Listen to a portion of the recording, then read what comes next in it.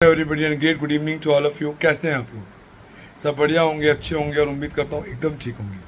जैसा कि आप लोगों को पता है, ऑल इंडिया काउंसलिंग की जो टेंटेटिव डेट है वो 1 सितंबर से स्टार्ट होनी है, जिसमें all India DNB deemed diploma और सेंट्रल यूनिवर्सिटीज़ इंक्लूडेड हैं।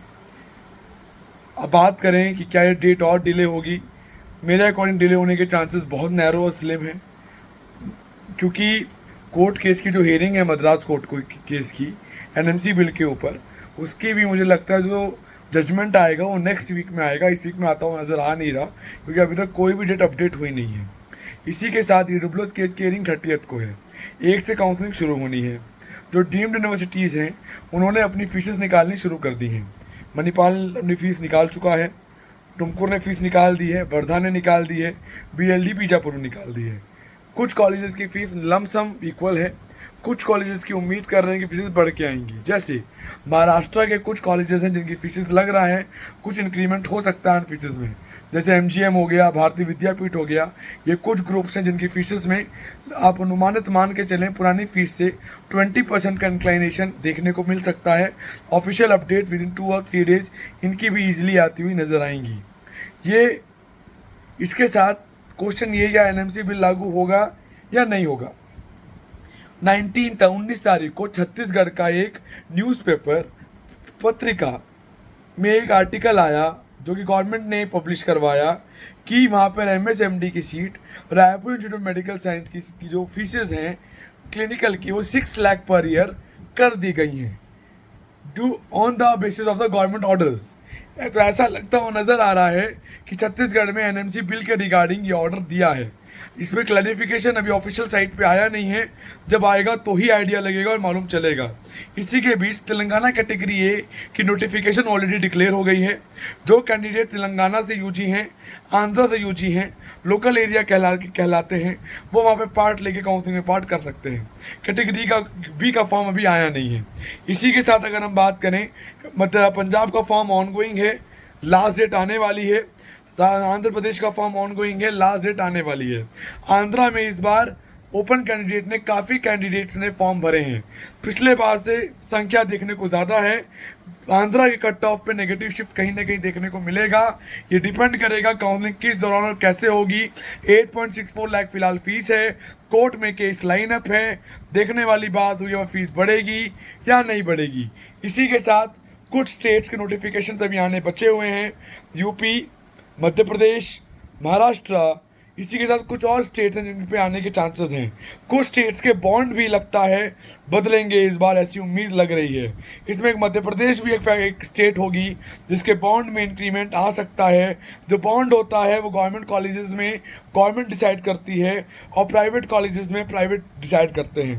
प्राइवेट कॉलेज में जो मैक्सिमम बॉन्ड हैं वो 2 साल के हैं, और गवर्नमेंट कॉलेज में जो बॉन्ड हैं वो 5 साल, 3 साल, 4 साल, 2 साल भी हैं। तो कॉलेज लेने से पहले एक बॉन्ड क्राइटेरिया भी कहीं ना कहीं आपको देखने को पड़ता है और देखना आपको चाहिए। इसी के साथ जो है कि NMC में कोर्ट क्या डिसीजन देगी, अगर NMC बिल इस साल लागू होगा या नहीं होगा।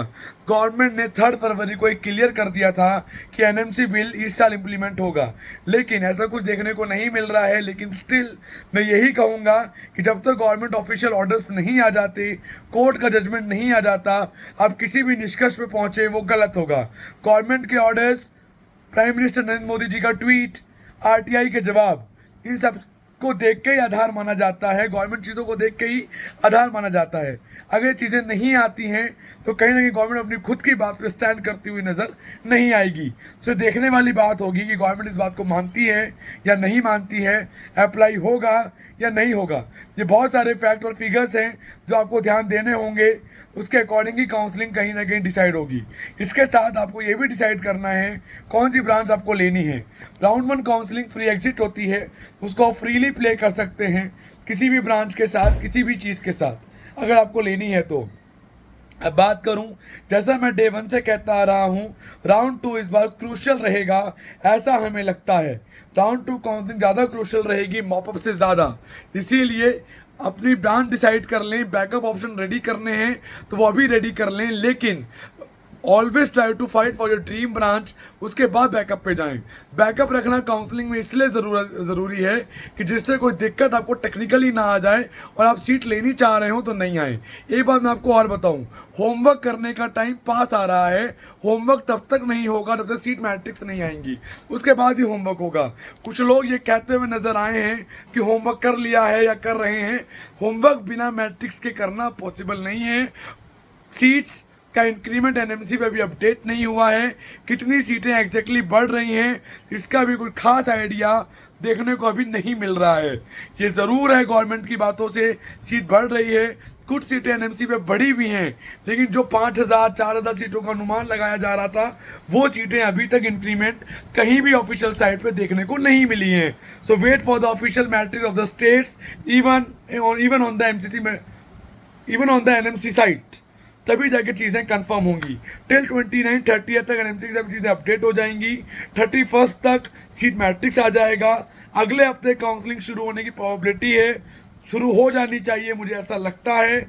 और जो एनएमसी की जो एक हियरिंग है मद्रास हाई कोर्ट में, वो भी कहीं ना कहीं जजमेंट आएगा। जजमेंट किसी भी पक्ष में आए, चाहे इस तरफ या चाहे उस तरफ, ये केस कहीं ना कहीं सुप्रीम कोर्ट में चैलेंज होगा, जिसकी वजह से एनएमसी बिल पे डिले आ सकता है।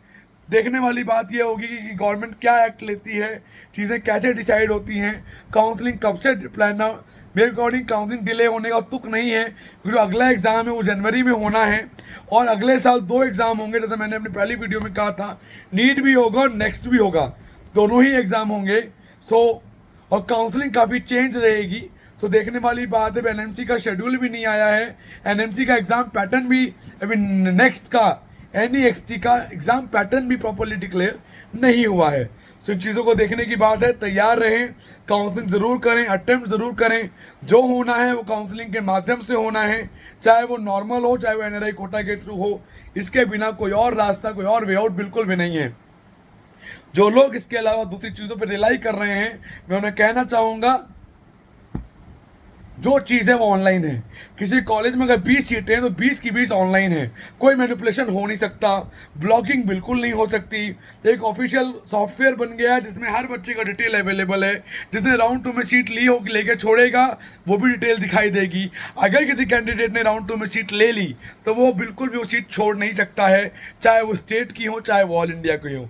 ये बात आपको समझनी पड़ेगी। इसी के साथ मैं आपको और हिंट दे दूँ, महाराष्ट्र काउंसलिंग में इस बार रूल चेंज होता हुआ नजर आएगा। महाराष्ट्र काउंसलिंग में सिक्योरिटी फीसेस आ सकती हैं जो अभी तक नहीं आई हैं। ऑफिशियल नोटिस का वेट कीजिए। We will try to conduct a live session by tomorrow और डे आफ्टर टुमारो। हम टेलीग्राम ग्रुप पे इन्फॉर्म कर देंगे। तो इंक्वायरी है, कुछ जानना है, सिर्फ इसके बारे में इंक्वायरी करनी है तो गिवन नंबर पे कर सकते हैं 9675200801 9675200801। So bye bye, take have a great day. It's not a great day, it's a good night. Bye bye.